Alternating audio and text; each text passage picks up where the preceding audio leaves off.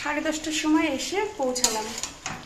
এসে দেখছি মা টিফিন করে রেখেছে, রুটি আর আলুর তরকারি। এসে টিফিন খাওয়া দাওয়া হলো। আর মা দেখছি একদিকে রান্নাও বসিয়ে দিয়েছে, একদিকে ভাত আর একদিকে ডাল।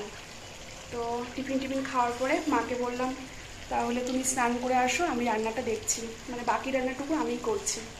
তো মা ভাতটা উপর দিয়ে আর ডালটা সম্বাদ দিয়ে চলে গেল। বাবা, আর এই বাচ্চারা বিশাল কাহিনী, কাচাকুচি করে আসলো, স্নান করলো, শরীর খারাপ। কি হয়েছে? খুব শরীর খারাপ আমার বোনটার। তাও অনেক জামা কাপড় কেচেছে, আরও টায়ার্ড হয়ে গেছে। যা তুই স্নান করে আয়।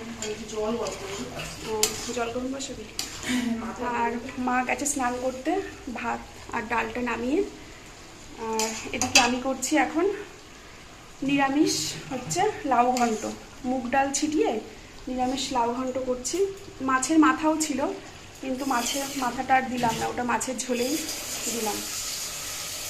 তো চলো রান্নাবান্না করে নিই, পরে কি রান্না ঘেমে অস্থির, কি রান্নাবান্না করছি পরে ফাইনাল লুক নিয়ে আসছি।